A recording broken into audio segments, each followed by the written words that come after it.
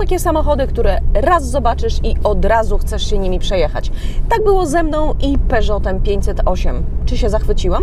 Oglądaj dalej.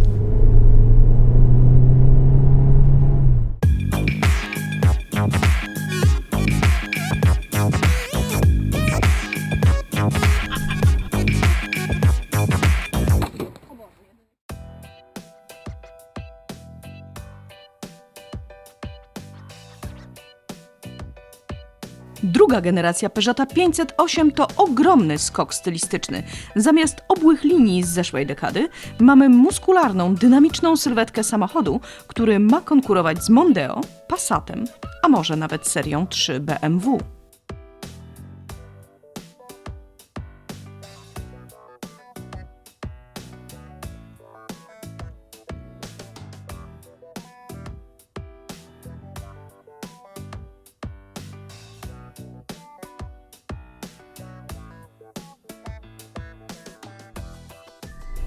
Przede mną wirtualne zegary, które można konfigurować. Po środku wyświetlacz dotykowy. To nie jest nowe rozwiązanie. Ten sam kokpit był w modelu 5008, który testowałam 1,5 roku temu. I to jest moim zdaniem ogromny problem. 508 nie jest nowością.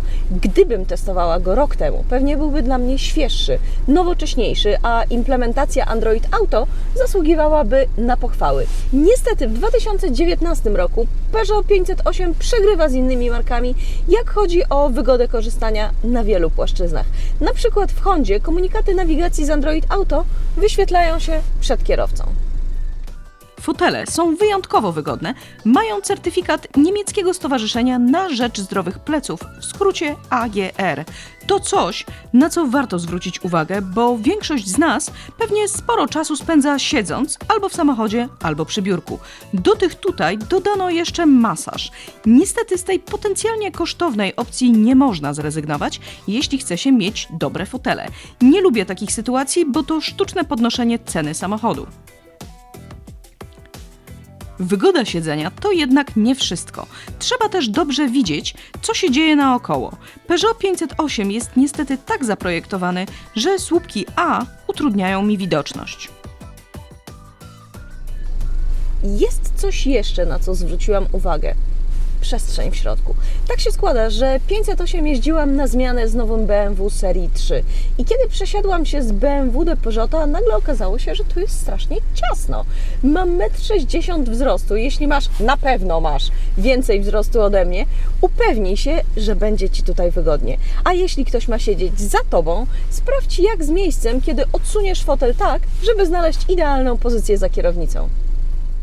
Peugeot 508 wyposażony jest w kamerę cofania i kamerę 360 stopni, czy raczej w coś, co ma przypominać widok 360 stopni.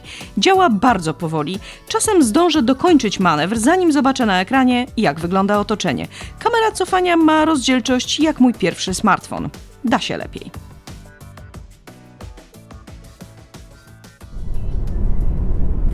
Jednym z systemów w Peugeot 508 jest Night Vision. Chciałabym Wam pokazać, jak wygląda jego implementacja w tym modelu, ale w Peugeotie to samochód decyduje, co możesz zobaczyć. System Night Vision można włączyć w ustawieniach samochodu, ale nie można go wywołać. Pojawi się, jak będzie potrzebny. Chyba. To znaczy, ja chciałem, żeby Ania stanęła przed samochodem i byśmy go wtedy nagrali, ale Ania nie chciała. Nie, ja nie powiedziałam, że nie chcę. Ja powiedziałam, że nie jestem na to tak 100% zdecydowana, to raczej o to chodziło. A teraz już przepadło, bo dzisiaj oddajemy samochód. Tak samo jest na przykład z systemem utrzymania na pasie ruchu. Jest i działa, jestem zadowolona z jego działania, ale nie ma ikonki, która by mi mówiła, że system jest włączony. Dopiero kiedy zjadę z pasa, ikonka zaczyna mrugać. To nie jest przyjazne dla użytkownika. Jest też asystent parkowania. Wiele samochodów jest w tego rodzaju rozwiązanie wyposażonych. Widziałam warianty bardziej przyjazne dla użytkownika i mniej, ale rozwiązanie Peugeota to osobna kategoria. Sami zobaczcie.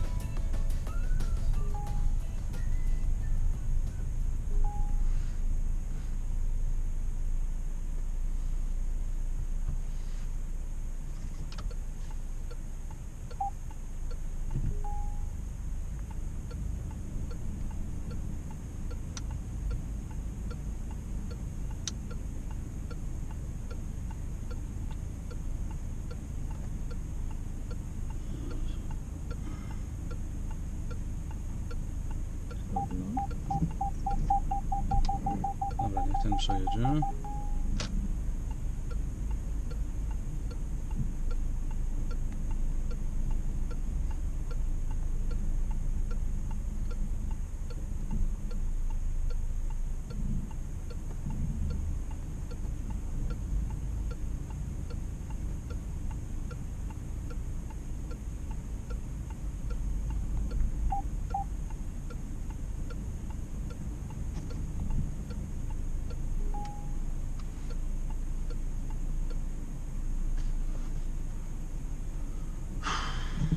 Już?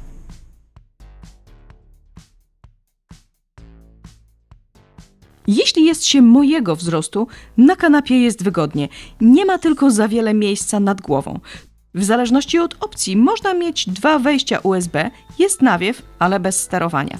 Niestety w oparciu nie ma składanego elementu pozwalającego na transport długich przedmiotów. Jest tylko klapka na narty. Kanapa dzielona jest w proporcji 70:30. -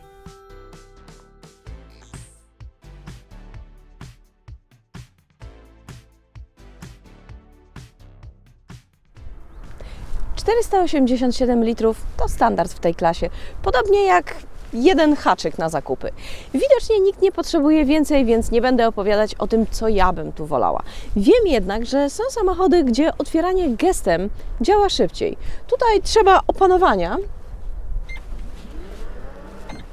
No właśnie, bo jeśli machniesz nogą ponownie, tak jak ja, klapa przestanie się zamykać. Peugeot 508 jeździ dobrze.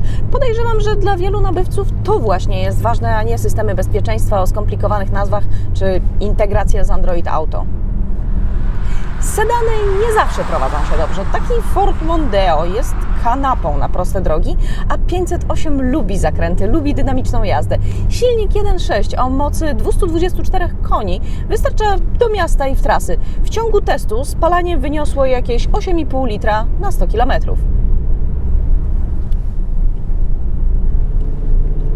W testowym 508 jest adaptacyjne zawieszenie. Sprawdza się i na nierównościach, i na szybkich zakrętach.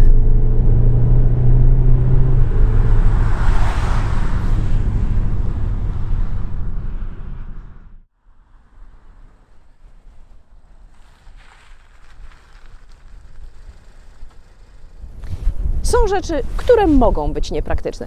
Niewygodne, ale efektowne szpilki można założyć na zasiadaną kolację, a nie do klubu. Mikroskopijne filiżanki z niewygodnym uszkiem służą do picia espresso, a nie do raczenia się łykami herbaty. Ale samochód to coś innego. Oczywiście dobrze, jeśli odpowiada Ci wizualnie, ale całość obsługi musi być ponadprzeciętna, bo po mieszkaniu samochód to drugi największy zakup w życiu człowieka. Często też samochód wybiera się nie na 2 czy 3 lata umowy leasingowej, ale na kilka czy kilkanaście lat. Peugeot 508 jest piękny na zewnątrz i wewnątrz, ale nie jest najlepszym samochodem w tej klasie, ani tym bardziej w tym budżecie. Bez 150 000 nie podchodź, a najlepiej przygotuj się na 200. A co Ty sądzisz o Peugeotie 508? Daj mi znać w komentarzu. Oceń moje wideo, daj łapkę w górę, jeśli Ci się podobało. Naciśnij dzwoneczek, żeby zawsze być na bieżąco z wideo ode mnie. Nowe materiały motoryzacyjne w każdy czwartek o tej samej porze. Dzięki i do zobaczenia!